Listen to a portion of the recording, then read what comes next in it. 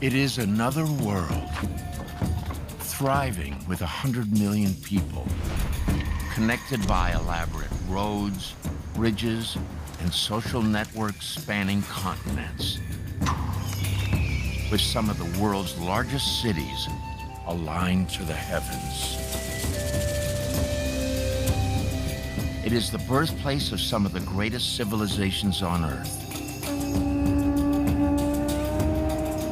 This is the Americas, more than 500 years ago. Native Americans create America's first democracy that later inspires the United States Constitution.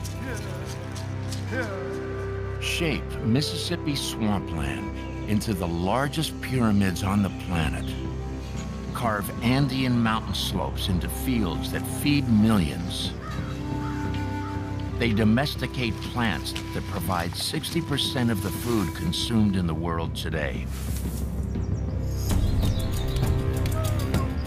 Native Americans invent a way of life intimately connected to earth, sky, water, and all living things. Being in the Grand Canyon, to me, is like a womb. What this art represents is very sophisticated thinking. These ancient people were keen observers of everything. At the intersection of modern scholarship and native knowledge is a new vision of America and the people who built it. This is Native America.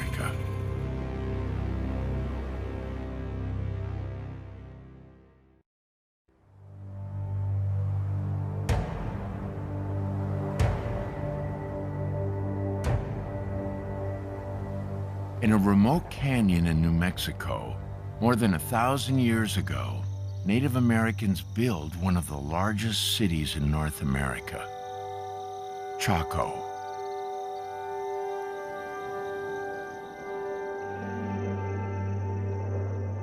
Today, all that remains are crumbling stone structures, long abandoned and largely forgotten.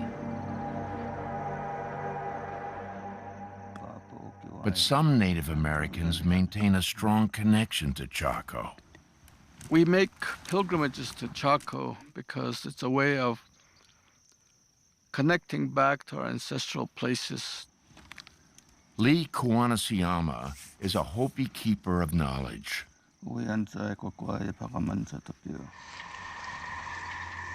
The Hopi are one of the Pueblo communities, the most ancient peoples living in the Southwest.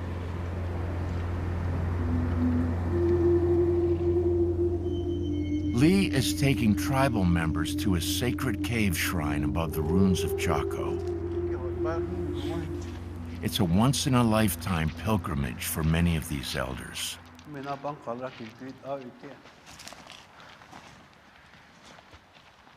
The Hopi have never shared this private ceremony outside their community. They offer cornmeal and eagle feathers in gratitude. Today is a very important day for all of us to be here among our own ancestral people. Chaco is a very significant place. A lot of people with high spiritual power and knowledge settled there. It was a place where a lot of great teachings happened. Through the eyes of the Hopi and other native peoples, this city is still alive. These ruins are ancient skyscrapers filled with hundreds of rooms. Their walls carefully aligned to the sun and stars. They transform the surrounding desert into gardens and fields of corn. The Hopi believed Chaco was a place where thousands of people came to learn about Earth's natural forces. They share secret knowledge, prayers, and practices about how to influence the elements, wind, clouds, and rain. Here, 1,000 years ago, in the desert of the American Southwest, was a thriving center of science and spirituality.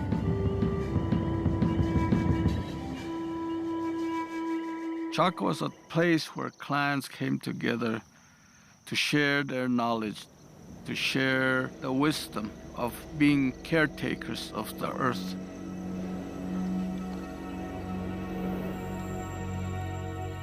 Now, an archaeological discovery is showing the extent of Chaco's influence and just how far people would travel to come here. Archaeologist Patty Crown led the investigation. This is room 28, a small room, but one that has been critical in our understanding of Chaco. First excavated in 1896, room 28 contained dozens of cylindrical pots. They really seemed to be drinking vessels. I just wasn't sure what they might have been drinking in them. Patty took a closer look using forensic technology, and what she found was a complete surprise. Chocolate. Chocolate comes from the cacao bean, and cacao only grows on trees in the tropics of Central America, more than 500 miles away. Here, chocolate was considered food for the gods, used in ceremonies where it was poured between vessels, shaped like those found in Chaco. The cylinder jars are actually created in sets, and so one might be placed on the ground and the other used to pour from a height, creating this cascading waterfall of chocolate with bubbles at the bottom.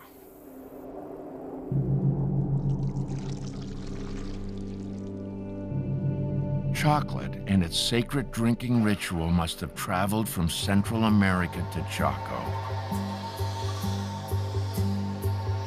And chocolate is just one of many sacred objects discovered here.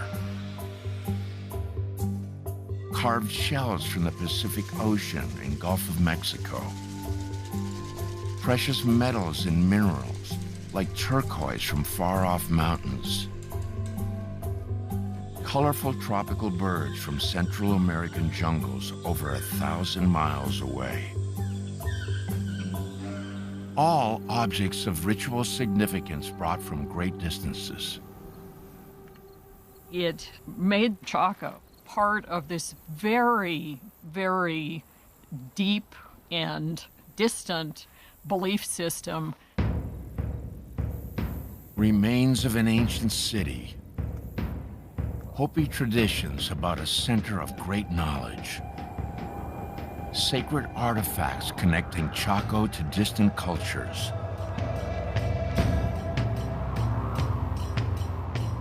A new picture is emerging of this remote room. In a world of cities teeming with people, immersed in the science and spirituality of earth and sky. Chaco is a metropolis of ideas and beliefs that span 2 continents.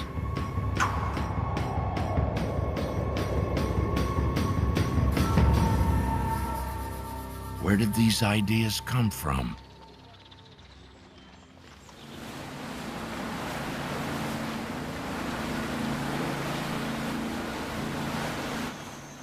The story begins far from Chaco. Archaeologists Anna Roosevelt and Chris Davis are searching for the earliest evidence of people in the Americas. In the Amazon rainforest of western Brazil. Their destination is a cave on this mountaintop rising out of the jungle.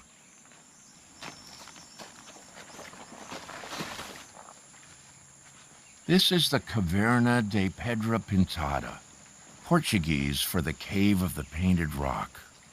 That's amazing. There's art going from the base all the way up to the ceiling. The cave is covered with paintings inspired by animals and the sky. In this case, there's a round object in the middle of the depiction of the turtle. Yeah, a lot of them are very abstract. The local people speculated that these were suns or moons. And that might match with the turtle because also turtle myths were related to the sun as well as a creation spirit.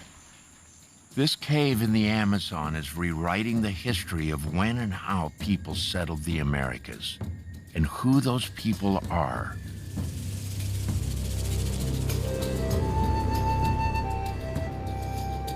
For decades, textbooks presented only one view. Around 11,000 BC, during the Ice Age, big game hunters cross a frozen land bridge from Asia into Alaska, a region known as Beringia. After the ice melts, they migrate down into the virgin territory of North and South America, hunting mammoths, giant sloths, and caribou, with finely fashioned stone spear points. The standard view is that people reached the Amazon about 1,000 years ago. But what Anna excavated in the Cave of the Painted Rock changes everything. The remains we found and dated in the cave show that people were living deep in the Amazon forest at 13,000 years ago. This is some of the earliest art in the world, and it's definitely, so far, the earliest art in the hemisphere. Thousands of years before the Romans or Greeks, 8,000 years before the Egyptians, at least 13,000 years ago, people arrived in the Amazon.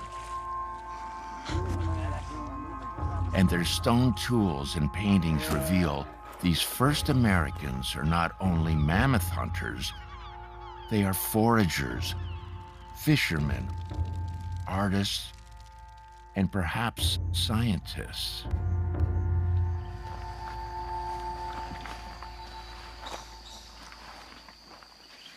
Chris is a specialist in archaeoastronomy, the study of how ancient peoples looked at the sky. Something's going on here that they were observing and probably tracking and tallying with this grid. Because this is an open-air site, maybe they were counting something in the sky, and this big grid represents something of a calendar. To Chris and Anna, these images are calculated observations of the sky and nature.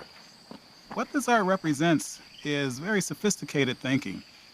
This art links people with their environment through its animals, its plants, and the heavenly bodies of the sky. These paintings are the earliest art ever found in the Americas. They suggest that people 13,000 years ago had already developed ideas and beliefs about the world that centered on the sky, caves, and nature. But what exactly are these first American artists trying to say? Part of the answer may lie a continent away in an ancient ceremony performed by the Hopi back at Chaco.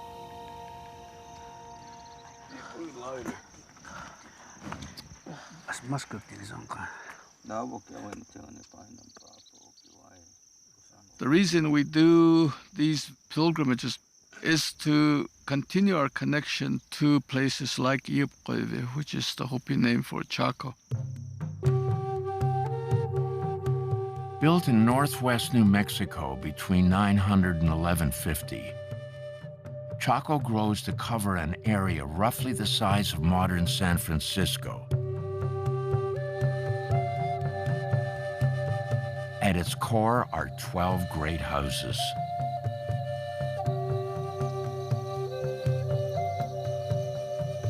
Five stories high and up to 800 rooms. These are the biggest buildings in what will be the United States until the 1800s.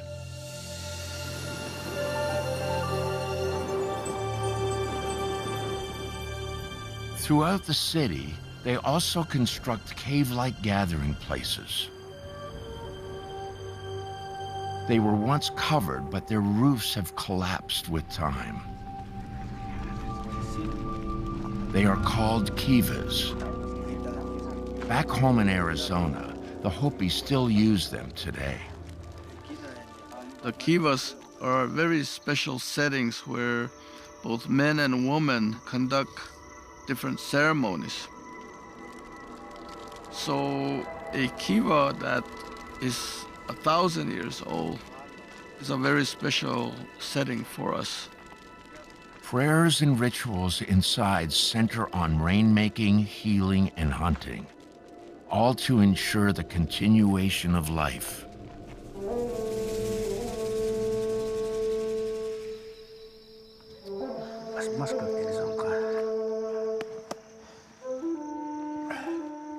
Today, the Hopi are conducting a smoking ceremony. It has been passed down for thousands of years.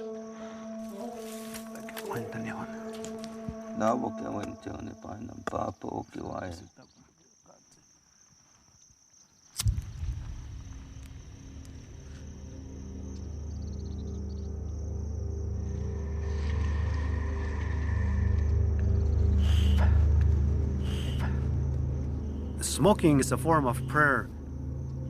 We meditate, we silently pray as we smoke.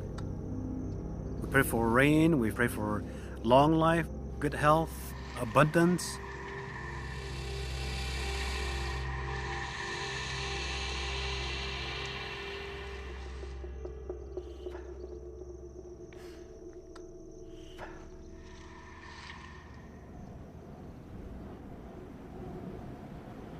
The prayers are to the environment. You take time to contemplate the power around us. The bird world, the reptilian world, the animal world, the insect world. They are part of who we are as Hopi people.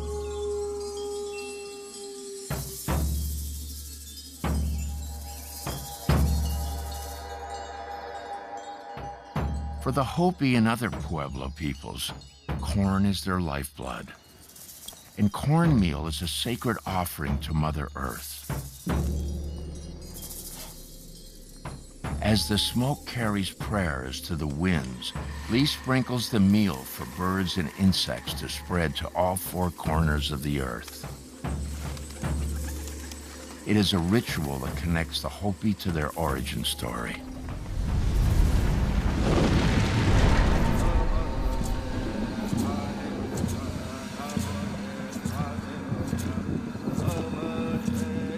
Sinom asmodi at kaveye siwa. Pu'nawa sinom omi qatiheb ya.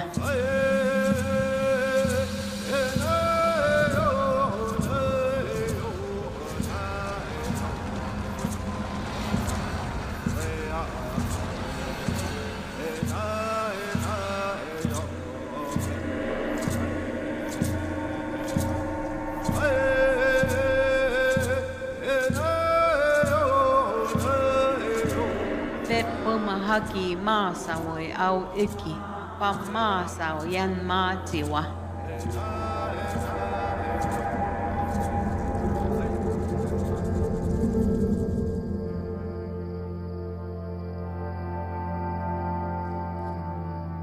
Many Native American peoples share a belief that they emerged from the earth.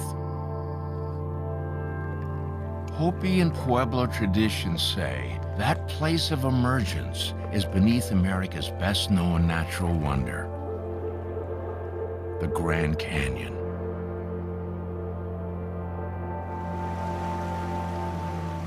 "5 million people visit each year. They come to connect with its natural beauty. But Pueblo people have an even deeper connection. This is their birthplace. When we come to a place of water. We take the water, we put it on our head, and we splash that water, we lift it and throw it into the air in the direction of Zuni to encourage rain 4 times. And then we drink the water. Jim Enote is an elder of the Ashiwi, a Pueblo group in what is now New Mexico, known as the Zuni. Jim is mapping ancient images of the Zuni's origins, carved in stone by his ancestors. Just one half cup. There we go. Thank you, Jim. He is joined by river guide Francesca Bari, who is part Zuni, and Zuni story keeper Octavia Siatua. There's some panels up here on both sides.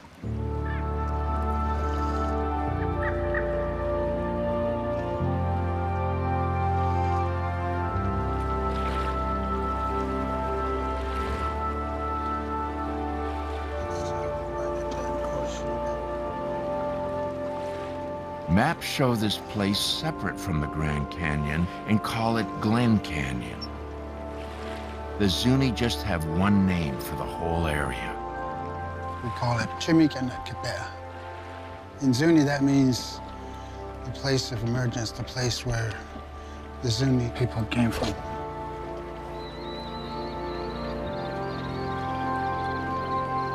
We're coming up to shore. Hook jumping. No.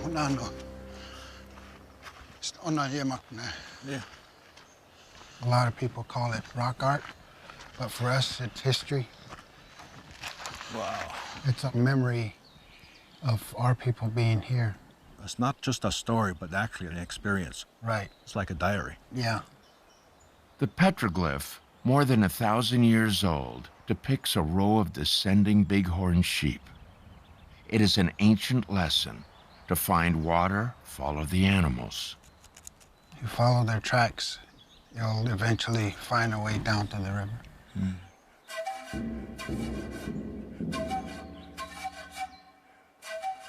The Zuni want to both preserve and share these sacred symbols. So Jim began hiring native painters to turn Zuni history into illustrated maps. We looked at these kinds of petroglyphs and other kinds of images on ceramics, things that were woven in tapestries. We thought about the songs and prayers we have, and we decided that we can make our own kinds of maps. Their maps are unlike any others. Not limited by lines or topography, they depict cultural landscapes and living memories. The Zuni maps represent the world without defined boundaries. Many people are familiar with geometric maps with streets and roads. And then when they see Zuni hand-painted maps, they realize there's a different way of looking at the world.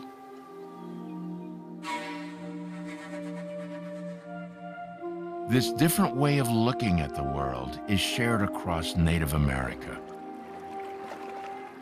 It is a reverence for place, sacred caves, underground sanctuaries, Grand Canyons, real physical connections to Earth. It's why many call it Mother Earth.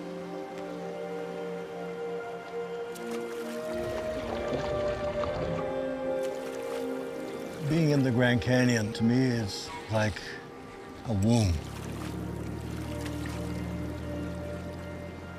This is the place we came from.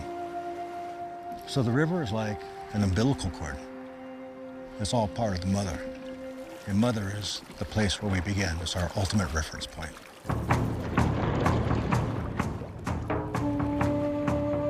Pueblo tradition requires them to honor mother by taking care of her.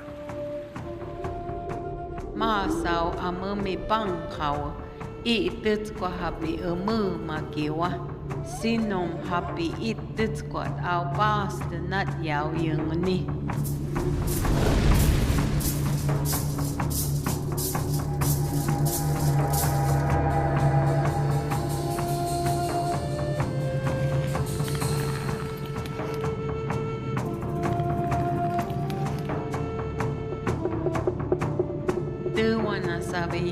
yep umunga maskya yuta.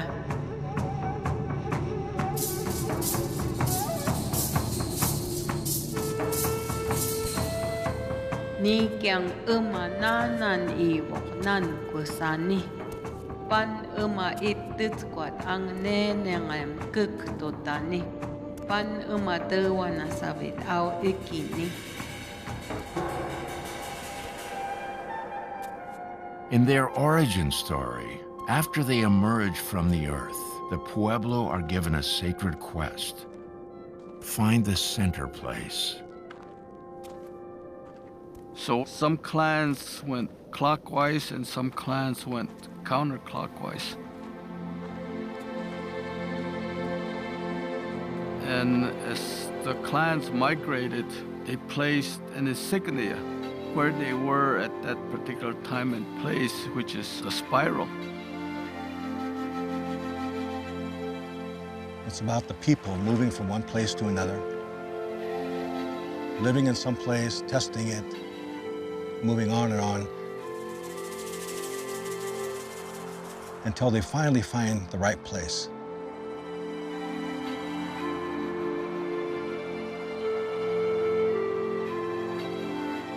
Finding the right place, the center place, lies at the heart of Pueblo belief.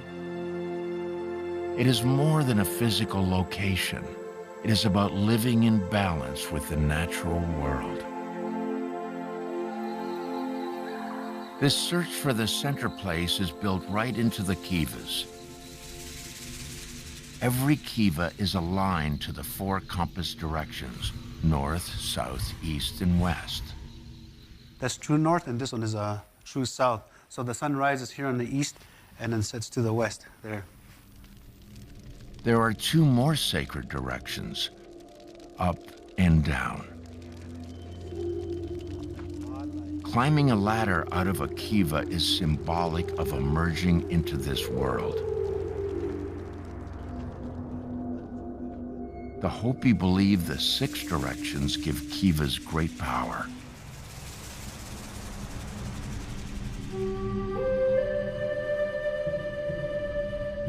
The sacred power of 6 directions is shared by many peoples across Native America. One of its purest expressions was recently discovered in a man-made cave near Mexico City. Here, almost 2,000 years ago, is the largest city in the Americas, Teotihuacan. Population 125,000. The name of its builders is lost to history, but it would take more than 1,500 years for a U.S. city, New York, to surpass its population.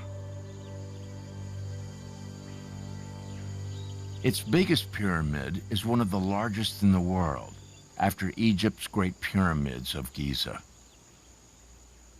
Yet archaeologist Sergio Gomez is more interested in what lies underground, a previously unknown man-made cave. In almost every Mesoamerican culture, caves have a deep significance in cosmological thought. That is why this discovery is so important. In 2003, a monsoon rainstorm created a sinkhole near a pyramid known as the Temple of the Feathered Serpent.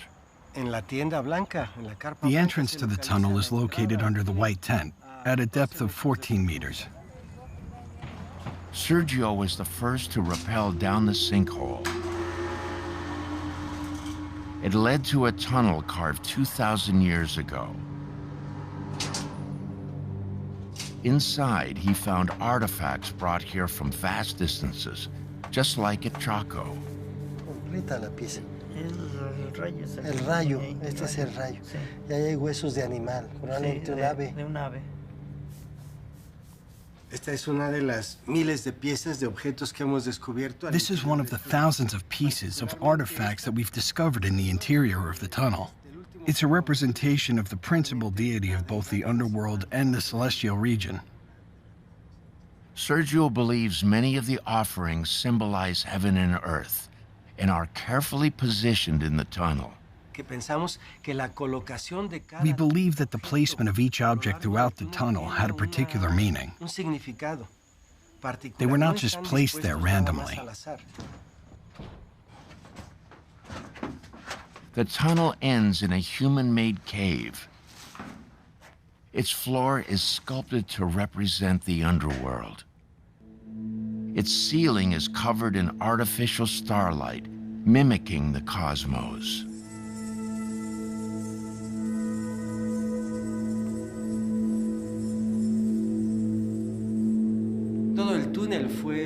The entire tunnel was originally covered in a dust of shiny metallic mineral. They covered the walls and ceiling of the tunnel, so it's as if you were seeing the sky and the stars twinkling. In this cosmic sanctuary of stars, Sergio finds two stone figures, statues that depict the first man and woman in the city's origin story. Sergio laser scans the tunnel. It descends 50 feet underground, extends for 340 feet, and ends directly beneath the pyramid of the feathered serpent. Here, the Teotihuacanos place the founding couple within 16 inches of the exact center of the pyramid. We are positioned exactly under the intersection of the north-south axis and east-west axis. And above us is the peak, the central point of the Temple of the Feathered Serpent, right in this spot. They believed there was a conduit that connected this region from the underworld to the celestial region. The builders went to extreme lengths using precise math and masterful engineering to align their sanctuary of stars to the six directions. Just like the Kiva builders at Chaco, the early Mesoamericans share a belief that the six directions represent finding balance in the universe. It is a quest to find the center between the world below and the one above, between caves and the cosmos.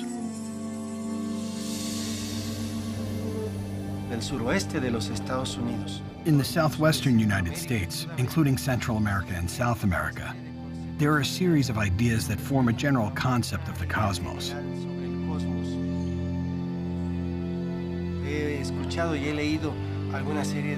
I've heard and read of the ideas the Hopi have about the cosmos and how the universe was created.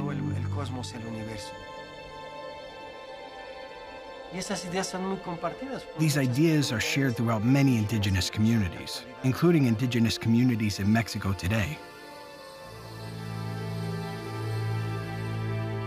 Teotihuacan is part of something bigger going on across the Americas.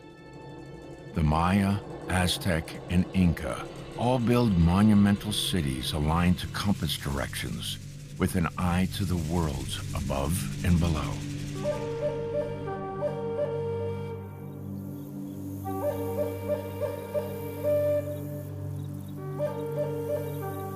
And at Chaco, the builders extend the science of six directions to apply not only to place, but also to time. Alignment was very important to these people at Chaco. It helped them to determine the times of year, the cycles of their crops, when they plant certain seeds. And it also determines the months, the moons, when the certain ceremonies happen. At the very center of Chaco, builders create a sacred space to unify time and place, Pueblo Benito.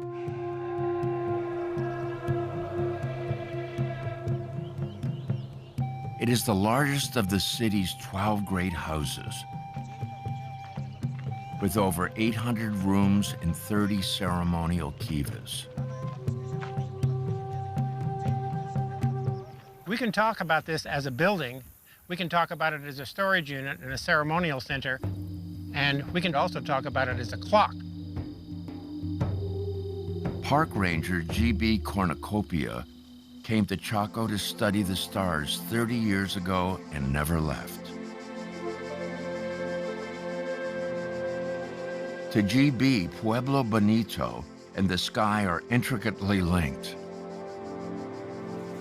The great house is aligned to the 6 directions.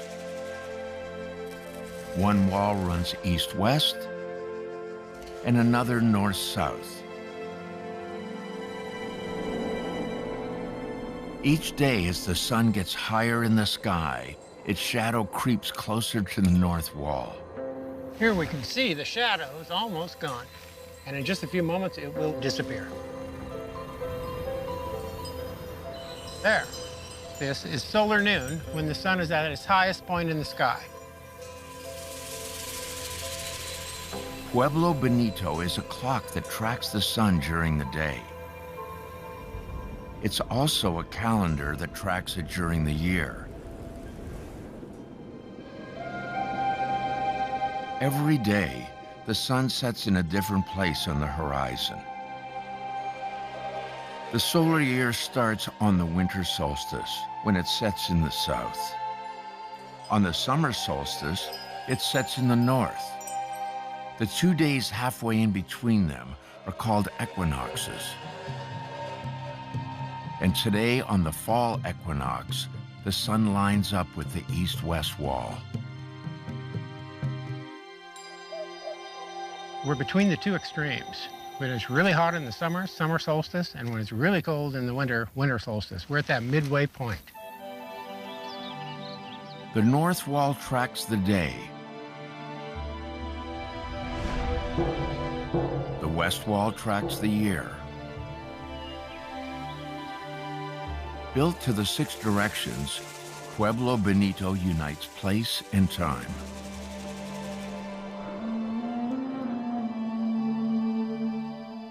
People tell time by their relationship with the sky. Now, most of us have forgotten that because we have devices that represent time. We've got watches and calendars and clocks.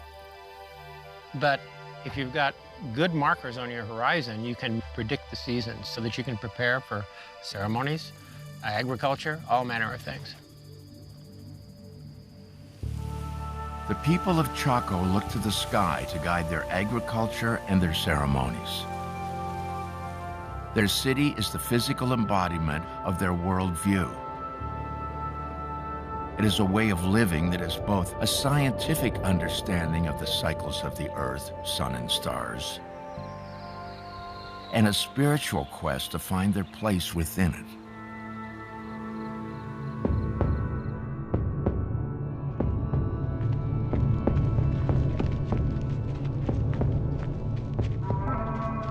Ove yau hima matak tini ma sao kita. Pan umana napta ni dewana sabe ike. Pam umumi matak tik pang happy yesvani.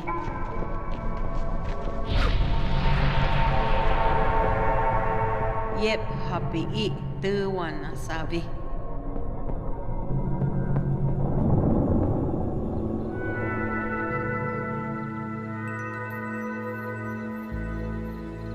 Skywatching, the 6 directions, and a search for people's place in the world.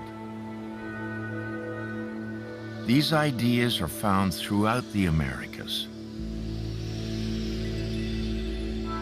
They are part of a foundational belief system shared between distant and diverse cultures. Where does this common belief come from? The Chumash may have an answer. Their ancestors were the first coastal settlers of what is now Southern California. My ancestors were far better paddlers, far better navigators, far better fishermen, far better craftsmen than I will ever be.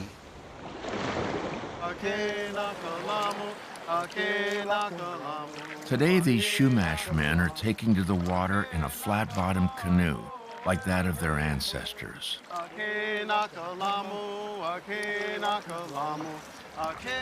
Water's life. It's such a great teacher of respect. It's a great teacher of power. It's a great teacher of calmness. Long ago, water taught the Chumash a lesson they still practice. The best time to paddle is at night. That's when the ocean is the calmest. It's so dark that you can barely see the paddler in front of you. You feel your paddle hit the water and come out. It's powerful. Far at sea in the dark of night, the Chumash look to the stars to guide them, just as their ancestors did. At a very early stage, we saw the Milky Way as a way to chart our way across the islands.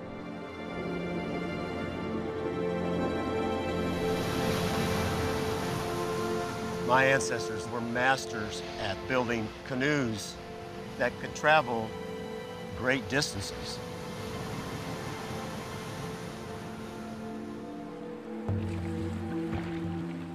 Their mastery of the stars and seafaring enabled the very first Americans to move quickly down the coast and across the continents. Can the way America is settled explain why Native Americans share so many core beliefs?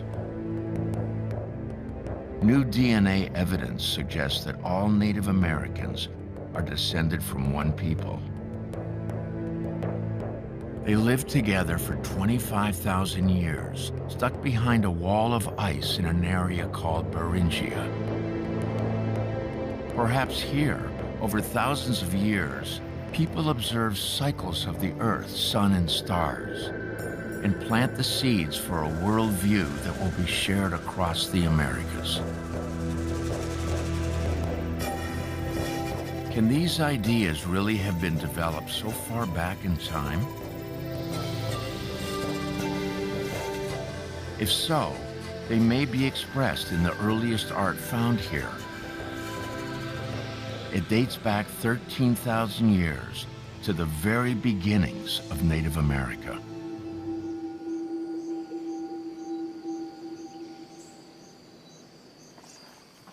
Anna Roosevelt and Chris Davis re-examined the rock paintings in Brazil's Amazon rainforest.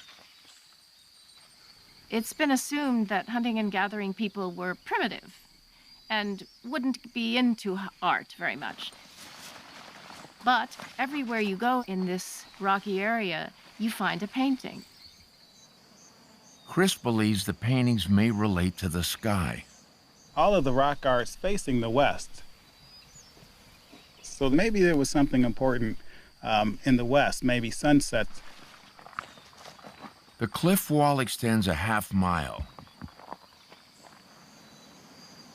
It is covered in paintings of animals, grids, and circles, all the way to its far south end. This is the southernmost image of the painting sequence. And there's two concentric circles, one above and another one below. Chris thinks these circles could depict stages of the sun's setting.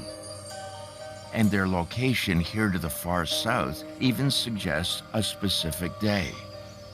The day when the sun is at its farthest southern point. Winter solstice, the shortest day of the year. And as it angles downward, it starts to rest on a pedestal. Chris suspects that pedestal represents a rocky outcrop on the horizon. He has come here on the winter solstice to see if the sun will line up with the platform. If there's a match, we should see it today.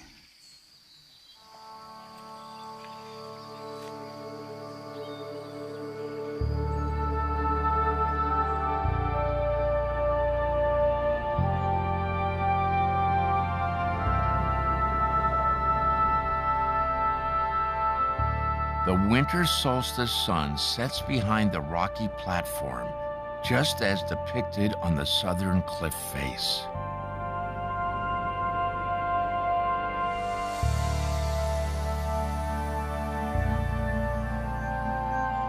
What's more, art on the northern end of the cliff marks the summer solstice.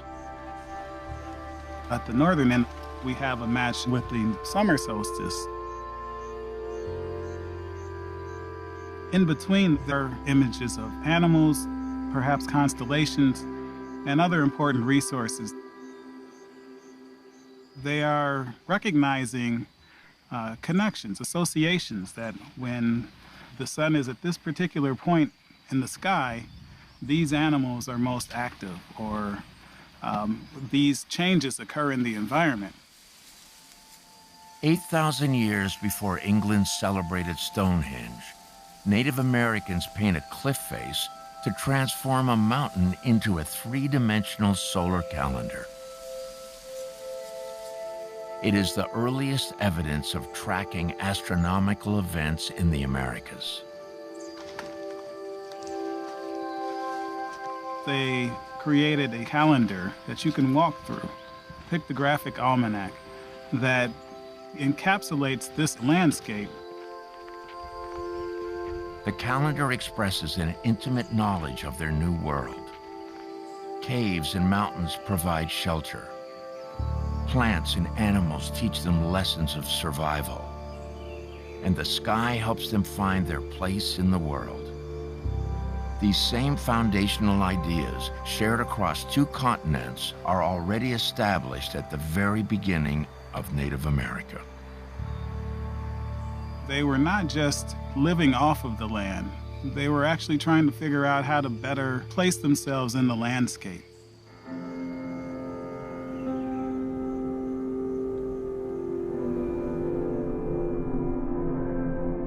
The Pueblo people seek the same thing, to find their place in the world.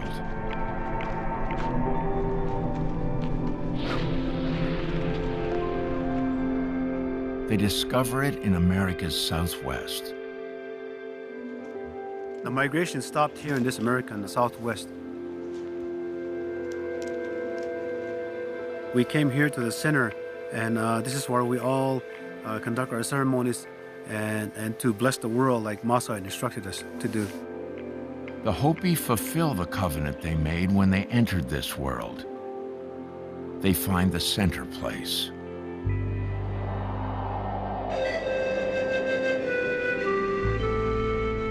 Along the way, they create Chaco, balanced between the underworld and the heavens. 6 directions align to the cosmos. Chaco becomes a beacon, drawing people from thousands of miles away. Visitors bring hallowed objects like turquoise stones, tropical bird feathers, seashells, and chocolate. Both cacao and scarlet macaws are tropical species that were brought from a great distance into Pueblo Bonito.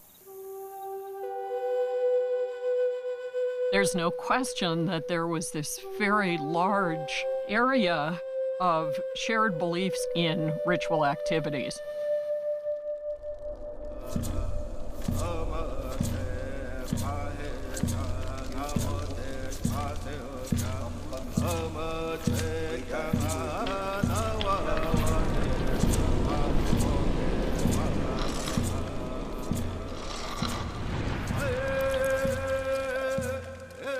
Chaco was a place where people came together from vast distances.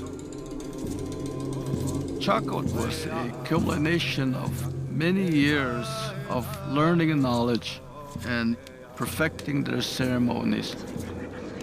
People share knowledge and beliefs based on thousands of years of observing their world. Ceremonies to influence the very forces of nature. They are still practiced today. In the ancient Kiva at Chaco, the Hopi elders conduct their smoking ceremony to make rain. You offer your own private prayer, and you speak to the spirits of our ancestors. You offer these prayers in hopes they, in turn, bless us with rain.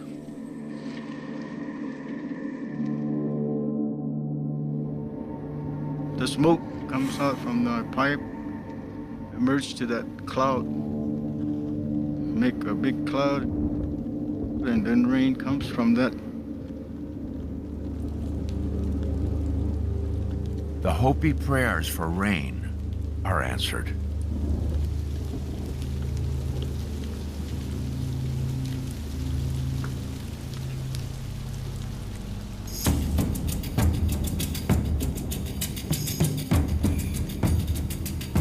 Just like Hopi tradition says, Chaco was a special place to study the forces of nature. It grows out of a deep connection with the earth. Planted in time immemorial, developed over tens of thousands of years, and shared across 2 continents by the pioneering people who create this world. They are Native Americans. Their teachings remain as relevant today as ever. We were taught to live in balance with nature. Each individual has tremendous power to change his world. We are a microcosm of the universe itself. So how we behave, how we take care of ourselves reflects in the earth. The world lives with us, we live with it. But we have to maintain it. We have to take care of it in order for it to provide for us. To me, it's essential to my survival that I'm part of the earth. I'm part of the family of plants and animals and bugs and birds and all the mammals. I'm just a part. Deep inside, the teachings of Chaco Canyon resonate and still continue today.